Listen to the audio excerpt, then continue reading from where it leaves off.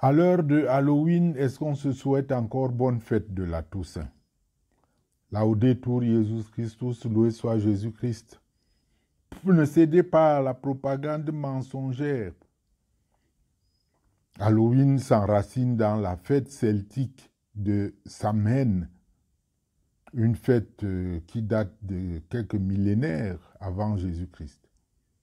Une célébration de la fin des récoltes et ça se passait au début de l'hiver.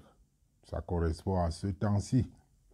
Mais elle était marquée par des rituels pour les esprits des morts, clairement élaborés, structurés en fonction de cette adoration de dieux païens.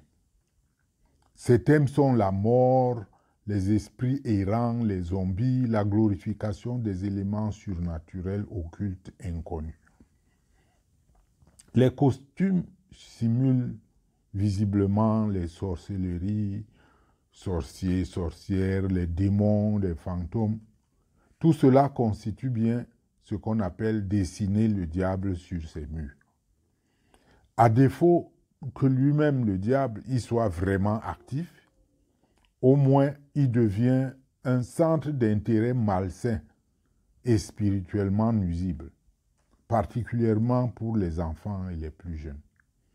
Exposer les enfants à des images effrayantes ou macabres peut les désensibiliser à la violence et au mal, ou carrément leur susciter la curiosité pour le satanisme.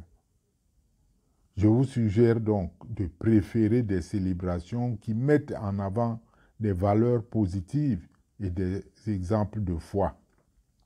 Au lieu de célébrer les horreurs, exercez votre créativité à orner la Toussaint, créer des soirées de collecte de friandises organisées dans vos églises, dans votre communauté. Pensez à des jeux de société joyeux en famille, faites des barbecues ou alors de la bonne cuisine qui réjouira les enfants. Notez au passage qu'on ne vous y trompe pas, la date du 2 novembre pour l'Église est une journée de souvenir et de requiem, journée de prière pour les défunts et non la fête des morts comme beaucoup veulent le faire croire. Même le vendredi saint n'est pas une fête de la mort.